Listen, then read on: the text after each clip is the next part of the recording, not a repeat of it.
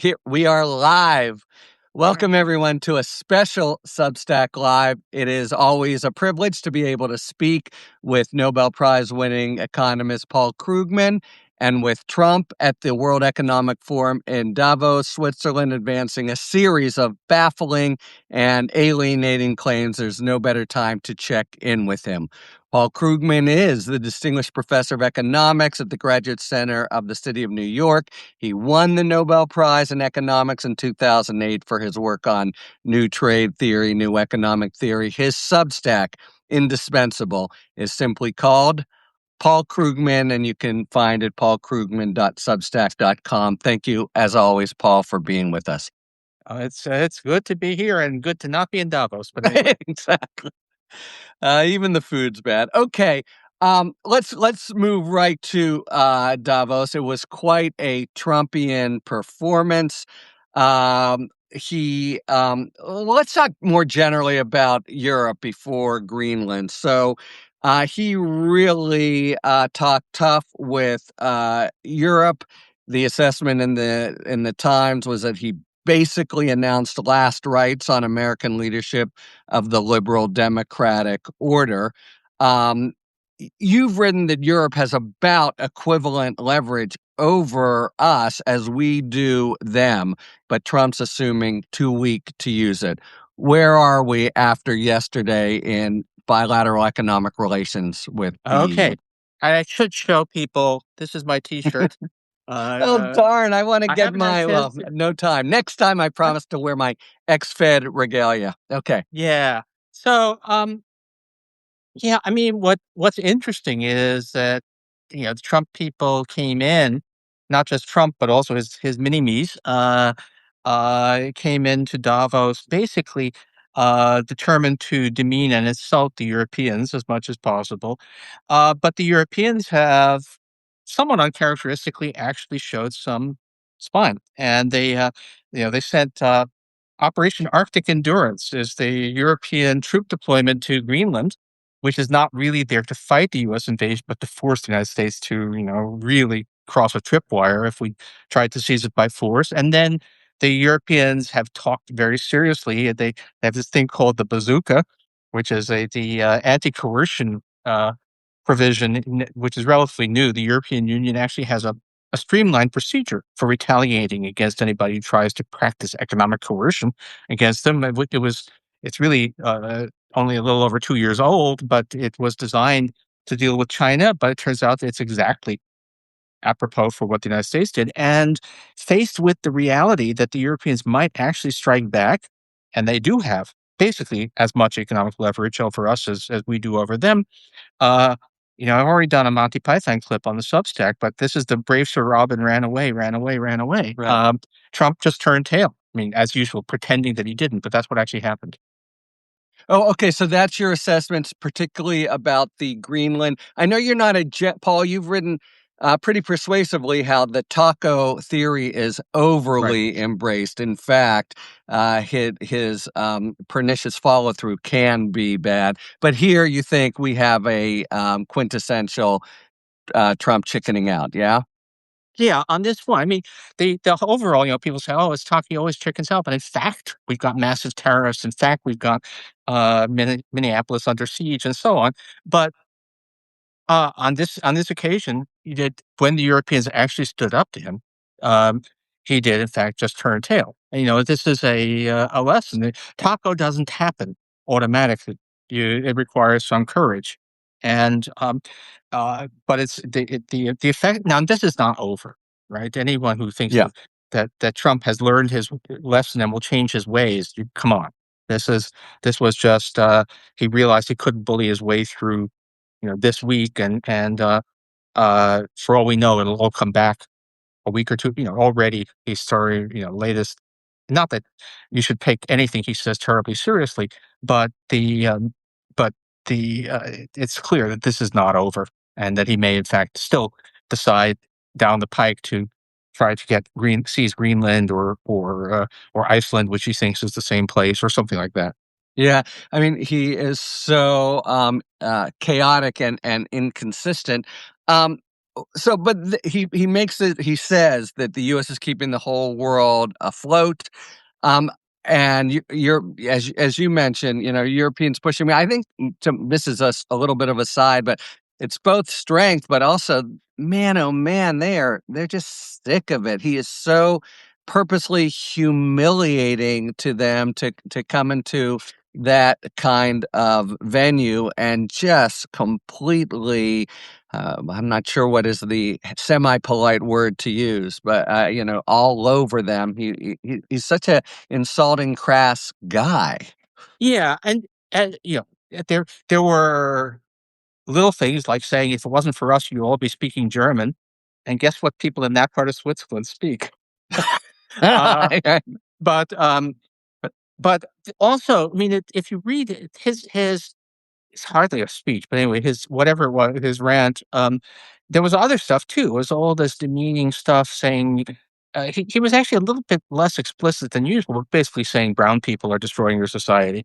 And, it's, it's unrecognizable, which is kinda true. I mean, if you go to London, it's not London from 50 years ago, but, the reality is that major European cities have crime rates that are beyond the wildest dreams of American safety advocates. They have a life expectancy that is far higher than ours. They have problems. Who doesn't? But the idea that the Trump people Europe is a a, a, a a hellscape is purely prejudice and ignorance on the part of Trump and his people. And also, you're going to an international meeting. You're trying to do something, serve American interests. Instead, this was not just Trump. I mean, Howard Lutnick, millions of people screwing in tiny screws. The Commerce Secretary. Uh, gave a talk at a private dinner, and it was so insulting to the Europeans that he was booed, and Christine Lagarde, the president of the European Central Bank, walked out. So what I wanna use bad words, but, what the hell was this all about? Yeah, I mean, here, I'll use a semi, but he was peeing all over them, it Yeah. seemed, and that's how they, took it, and, look, I'll just add about the European community, there's also, in all kinds of measures of life of happiness, they don't have guns, there's really, a lot to be said. Alright, so the Times analysis here is that this was a landmark speech, not just a rambling rant, in the sense that it announced the end of the liberal international order. And the way they put it is China wins as Trump cedes leadership of global economy. What do you think about that thesis? Well, it's certainly, they must be celebrating in Beijing. The US, the US, uh, can only seriously be a rival to China. It's amazing that we're talking about that, but by the strength of its alliances, by our soft power, the fact that Yeah.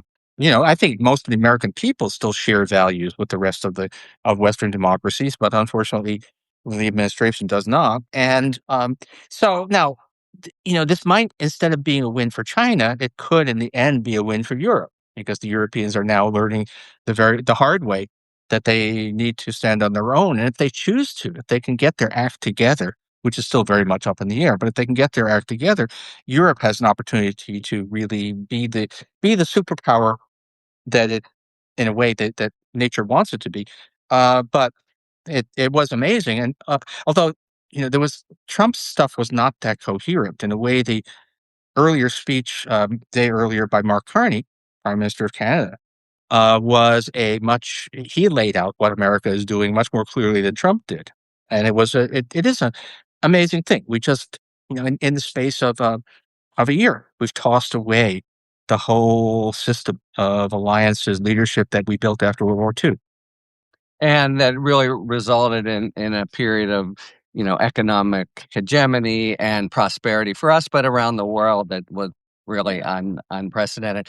Let me ask though, so about the sort of who wins.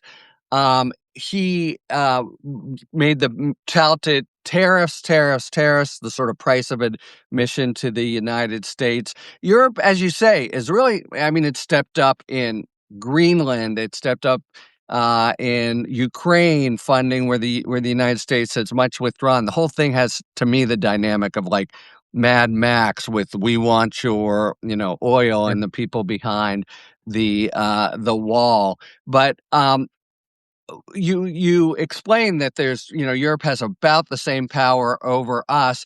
Are they able to, are they doing to kind of withstand whatever they think Trump is going to lob their way? Well, here's where, I mean, Europe, it is actually quite impressive. The Trump Europe is not a country. Europe and the European Union is a ways, the Yeah. European Union as a union is weaker than America was under the Articles of Confederacy before the Constitution went into effect. So they still have a real problem acting in a unified way. International trade happens to be one of the areas where they do have a lot of unity, and they have, again, the bazooka, which gives the ability to act much more strongly. Otherwise, it's so often everything has to be unanimous consent among 27 countries, which is not a great system. Um, they're still they still have a lot of trouble acting acting strategically. I mean, Europe had a potentially very important trade deal with Mercosur, which is the customs union in South America, and it has been put on extended hold. It was about to be signed, and now it's on hold because French farmers don't want Argentine beef entering Europe. And come on, Yeah. this is really Mhm. horrific at this Yeah. point in the history of the world. So, don't want to get too ecstatic about the Europeans. They did stand firm on Greenland, but they're in many ways still not ready for prime time. But yeah, it, we really need to see. I mean, and if this comes back, if Greenland comes back or something else, then once again the Europeans will have to rise to the test, and we'll see. Yeah, it's interesting. History may record that their cohesion was advanced by Trump's kind of monster as actually as a force in like making the union less disparate and sort of infighting. So, anything to say now about Greenland, given the very quick with Taco, I think has two parts: chickening out and announcing victory. And when it happens, and so here he does exactly that. Is there anything to the claim now that what do you see in the future here with Greenland? Okay, so there isn't, we don't have text of an agreement, though some Right. stuff has been leaked, and it sounds like basically we're taking the status quo ante and just uh, putting a ribbon on it. And there really isn't anything substantive there because the United States already had on anything strategic, it already had the right to do it. And for that matter, if U.S. corporations wanted to invest in Greenland, there was plenty of room for them to do it. Except the problem is there may be some valuable resources in Greenland, but they're under thousands of feet of ice, so that kind of makes it hard to get at. And beyond that, really nothing. There's just no it's the most it's well, you know, I have a problem with some of my, leftier, friends or more demonstratively lefty friends, always want to believe that corporate interests and some sinister profit motive is behind all this stuff, but there's really no sign that anybody really wanted Greenland, other than Trump, and Trump wanted Greenland because, probably because he doesn't understand how the Mercator projection works. And he looks at a map and there's this huge space which looks bigger than America, but of course it isn't.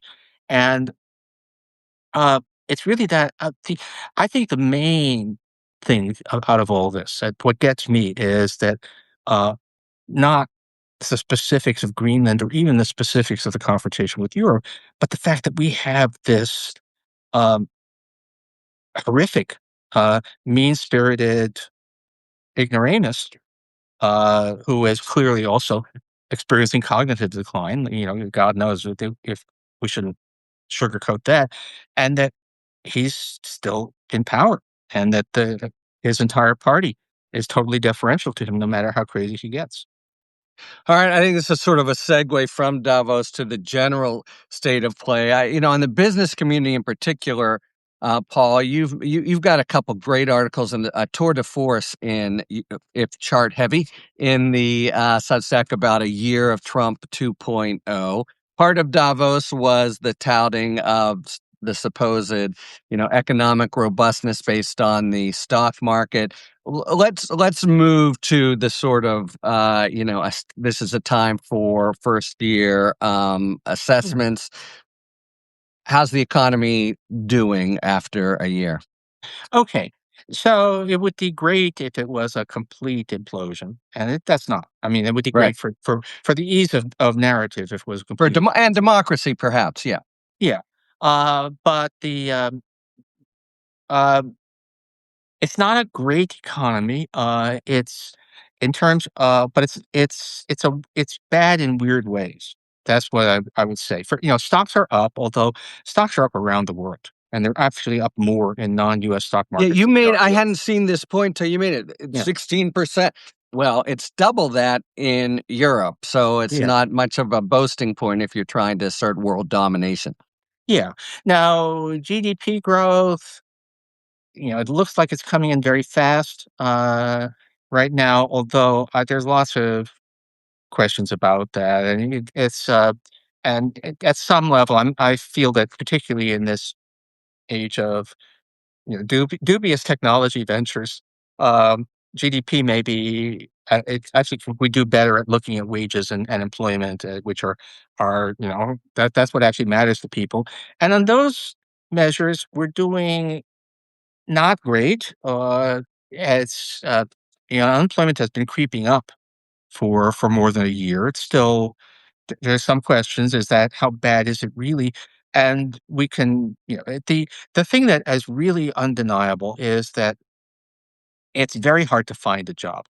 Not a lot of people losing jobs, not yet, but it's very hard to find a job. It's just there's just very low hiring. People who are either young people entering the workforce or people who have been laid off. We haven't had that many layoffs, but when it happens, it's kind of forever to find your next job, which is a source of enormous suffering. There's a world of difference between spending 2 months looking for a job and spending 6 months and still looking. Your savings are exhausted. Your the effect on your psychology is much greater. So Yeah. it feels like and even people who are employed are affected because you know that if you say to your boss, you can take this job and shove it, you may not be able to find another job for a very long time. So this is all negative.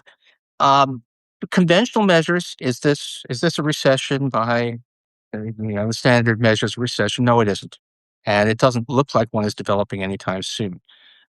Is it the greatest economy? Are we the hottest economy ever in history? No, we're not. And so, um, and what I think it is interesting, I kind of expected that uh, measures that polling on the state of the economy, that consumer confidence would go up under Trump, only because of partisanship, because there's an enormous Yeah.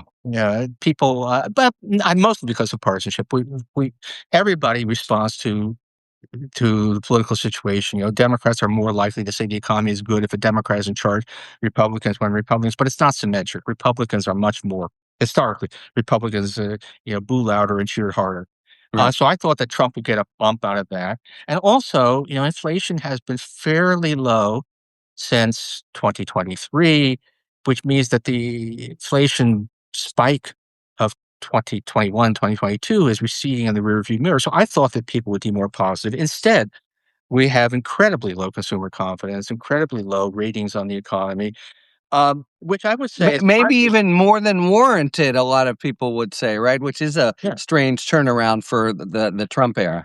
yeah, Yeah. and I would say that's partly because, in fact, the people do hear from friends, from people they know that is a lousy market to be looking for a job, and I think that filters through.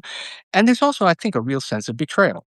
A lot of people, I, it still boggles my mind, but a lot of people actually believe Trump when he said, "I'm going to bring down grocery prices on day one," Yeah. and all of that.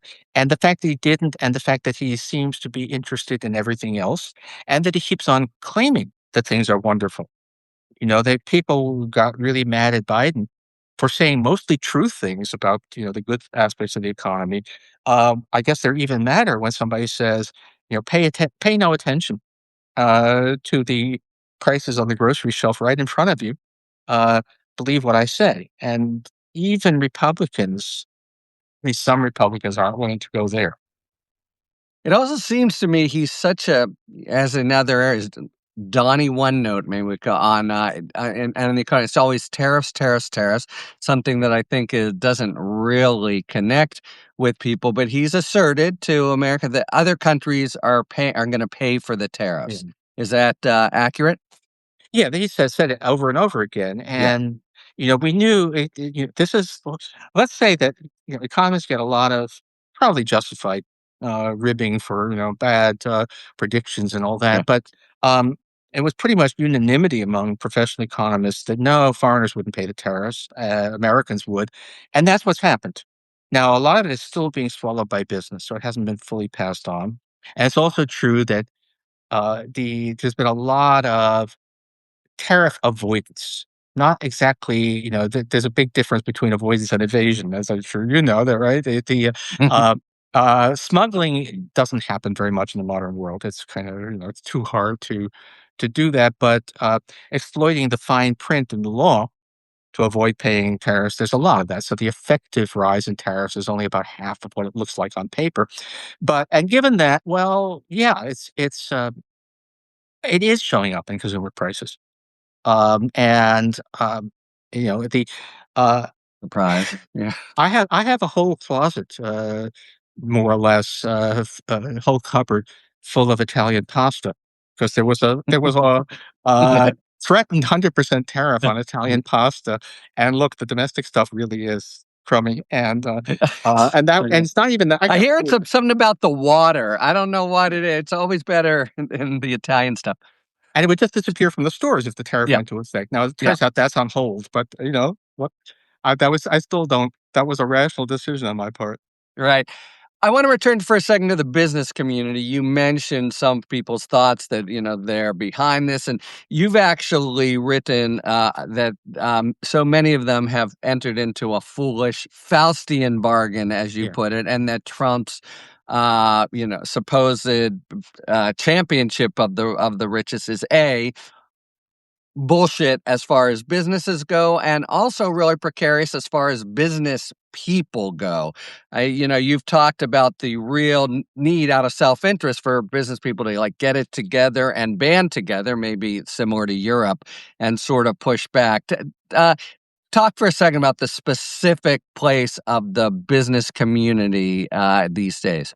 Okay. So some business people actively supported Trump, thinking that he'll cut my taxes and he'll remove all these pesky environmental and labor regulations, which he has more or less done. You're a lot freer to dump poison into rivers in the air, and tax rates for the wealthy have come down quite a lot. But they thought that he'd be generally good for business, and if you care about your business as opposed to your personal wealth, even if you're a CEO, then you gotta be really unhappy.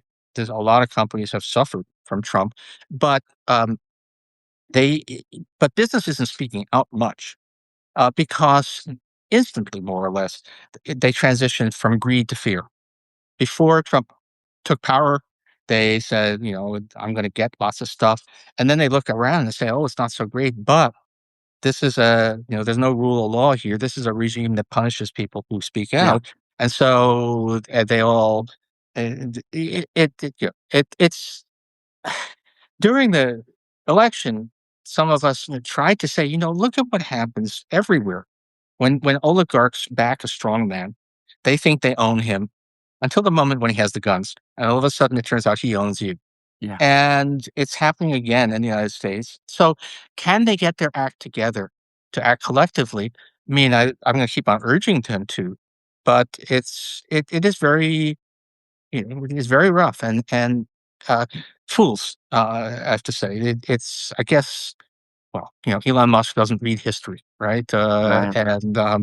Uh, so yeah, it's all of this is just so predictable.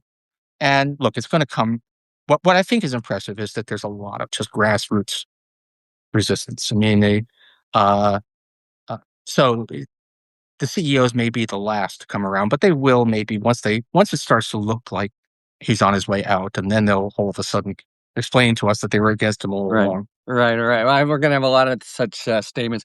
Well, similar thing going on in big law. I'll just say that, generally, when you have the same kind of corporate mentality in the boardrooms, there, everyone's afraid, or the lowest common denominator of fear, I think, plays out. Speaking of which, let's talk just for a minute about Powell and the Fed. We had the big argument in the Supreme Court, but you've written about, the absolutely horrifying, totally bogus criminal investigation and what's behind that. I think that's clear to everyone. Let me just ask you your own sense to explain what, for everyday people and just the U.S. economy, the world economy, what's at stake here with this obvious assault from Trump on the independence of the Fed and his desire to control the interest rate setting process. Okay, um, I mean, monetary policy can seem rather abstruse, and in fact, in detail, it is kind of abstruse. But fundamentally, this is a gas pedal and brake for the economy that has. There are other gas pedals and brakes. Metaphors breaking down here, but the thing about monetary policy, about what the Fed does, is it's easy. You don't have to pass legislation. You don't have to draw up a plan for allocations. You don't need a bureaucracy. It's literally some people meet in Washington, reach a decision, and then they call the open market desk in New York, which then buys or sells treasury bills from banks. And that can sometimes have either magically good or magically bad effects on the economy. It's a very powerful instrument that is almost frictionless. And it's because of that you want, ultimately everything is the Fed is ultimately accountable to elected officials who are ultimately accountable to voters, but you want a lot of distance. You want it to be not so easy for like the purpose of Fed independence is to give us at least some delay in the ability of somebody like Donald Trump to get his hands on this. And we've seen this movie over and over again in other parts of the world. Turkey recently, Venezuela a few years back, Argentina over and over again. That you have politicized decisions over this powerful, easily abused tool of economic management, and by the time that particularly if you're a pig-headed politician who wants to believe what he wants to believe, you can have Turkey, where the inflation rate hit 80% before Erdogan was willing to listen to reason, and even so, it's still too high. It's still like 60. So there's now, Fed is not the only place. One thing I do get upset about a little bit is that people talk as if the Fed was completely sui generis here, and it's not. I mean, what about the statistical agencies? We had Trump fire the head of the Bureau of Labor Statistics because he didn't like a number. Lots of regulatory agencies that really need some autonomy from immediate political control to operate, but the Fed is particularly conspicuous, and thank God, Jerome Powell is a mensch. He stood up. Uh, they were really belated. This didn't start with Powell. It started with Lisa Cook. He's a member of the board of governors, also a friend of mine. But And who was um, in the Supreme Court argument yesterday was, yeah. yes, Yeah. with Powell in the audience. Now that Yes, was and Ben they. Bernanke. I didn't know that Ben was there. Yeah, Yes, yeah. but yeah, I mean but this is they should have spoken up on her behalf when the stuff first surfaced, and there was a lot of kind of head in the sand at the Fed about this. But better late than never. And then Powell himself. I mean, you have to have spent a lot of time listening to how to Fed speak, to the way that people at the Fed normally talk. 100%. Man, he was pretext. He really spared no words. Yeah. Yeah, I mean, this is all maybe apocryphal. What supposedly Alan Greenspan once said, "Senator, if you think you understood what I just said, you misheard." Normally it's very they're very very discreet, but Yeah. nothing. In fact, Powell just went all out. Yeah. In a way, he had no choice, but to save his uh, his sense of self worth and his humanity. But lots of people wouldn't have done that. So Powell was standing up, but the trouble, I mean, I had a conversation on my own Substack. If people can go back and see with Claudia Sam, who's a Fed, former Fed staffer and expert, uh, and she said, it's great that Powell is doing this, but Powell, first of all, has years and years of reputation and relationship, so he has a kind of fundamental strength in this position that few others could, and he also happens to be personally wealthy because he's paying his own legal bills. I Mhm. mean, it's the other officials would probably not be as forthright because they would feel on uh, that they don't that this can ruin them. So and that's the thing. The although we may be getting a pushback here, we do now have government by people who will not just try to order you to do things even though they have no right to do that, but who will threaten to personally destroy your life if you don't do what they want, and that should Yeah, if terrify in all of policy us. battles in Minnesota, we'll indict you if you don't. And as you say, the even if it goes nowhere, it can be so ruinous. Just the charges. Um, Paul, we're about out of time, but I always love to take the last minute if we can to ask you about indie music and your recent Substack. Actually touted Legiana Collective, which I thought it had a sort of Danish theme and might have had something to a bit of a comment on the Greenland situation. Anyway, you got any band you want to tell to Okay. the Fed head faithful who number almost 5,000 now listening to us live? Wow. I mean, Legia, I've been listening to a lot. They're it's actually Flemish, not Danish. But they have I looked it up that they've got a little bit of No, they have yeah, everything. yeah, It's European. I mean, let yeah, me just say that really you can spend hours listening to them. They're Dutch more or less. I mean, and yeah. whatever. And but it's I like the Flemish one just to say because Flemish is what half of Belgium speaks. And it's basically a dialect of Dutch, but the Belgium is kind of the center of Europe, right? It's Yeah. old joke about the ultimate European has British efficiency, a German sense of humor, Italian fighting spirit, and French moral courage. In short, he is a Belgian. So there's all those Exactly. jokes about Europe, and but I Mm. thought that was perfect. And I don't know, that's kind of uh, the what can I say? Uh, I was kind of stalled for a little while on getting new bands, and this is great. But and look, I just saw that one of my favorites, which is the Last Dinner Party. British group has been nominated for best band. So hey, go listen to them because they're quite amazing. Okay, everyone, you heard that? The last dinner party. But thank you for that, but also, of course, for all the economic insight, really invaluable to us. Hope to speak to you soon in these incessantly troubled times. Yeah. Uh, May you live in interesting times. Fake Chinese proverb, but it Right. applies now. Chinese curse, I think. Yes, Yeah, Chinese curse. Yeah. exactly. Okay. Okay. Bye bye. Talk to you later. Take care.